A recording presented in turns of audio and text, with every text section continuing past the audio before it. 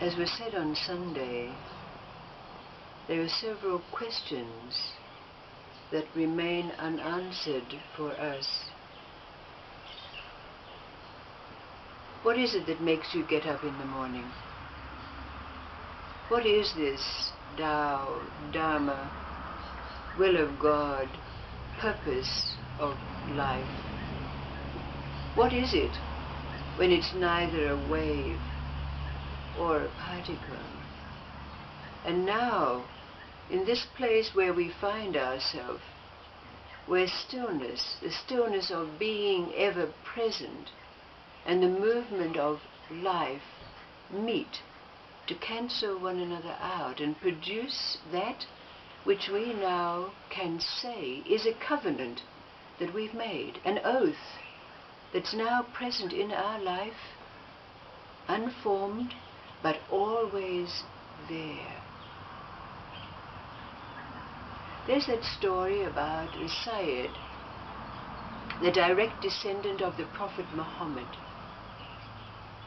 And he was in service as a warrior to the Sheikh of the day.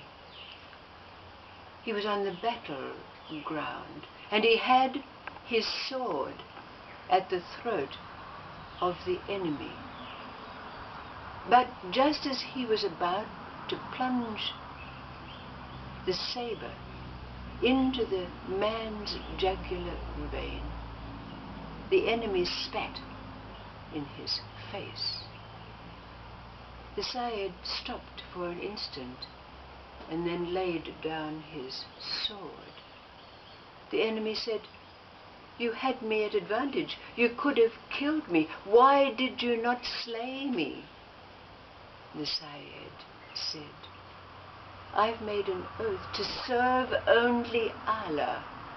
And when you spat in my face, I was angry, so I would have killed you for myself."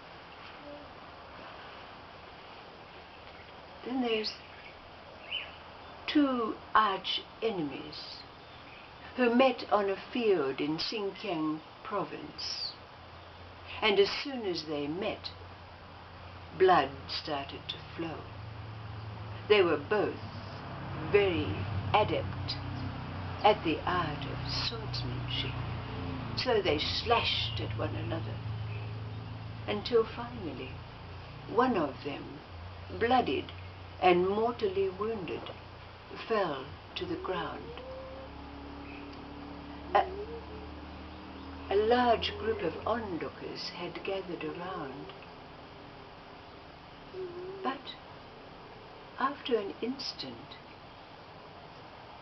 one warrior who was left standing turned to the other and fell down on his knees beside his fallen enemy and began to wipe the blood and try to suture his wounds. Now one of the onlookers said, "Why are you doing this? You've just killed him. Why don't you finish him off?" And the warrior remained silent for a moment, but the bystander was adamant. Said, why don't you kill him? Just finish him off." The warrior turned to him and said, "All is life. There is nothing but life. I honor life. I do not serve death. I only serve life." His enemy looked up into his face. They'd clashed swords many times before, but his enemy closed his eyes in peace. What is the similarity or the difference between these two little anecdotes and this covenant,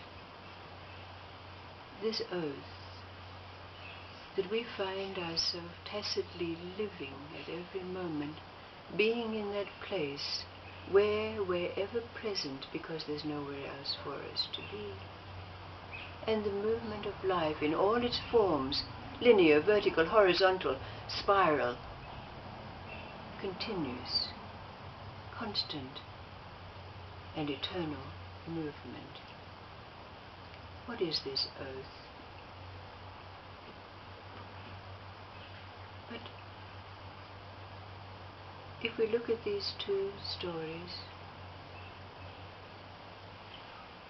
and see their similarity and their difference, we perhaps can get a gleaning for ourselves as to what our covenant is.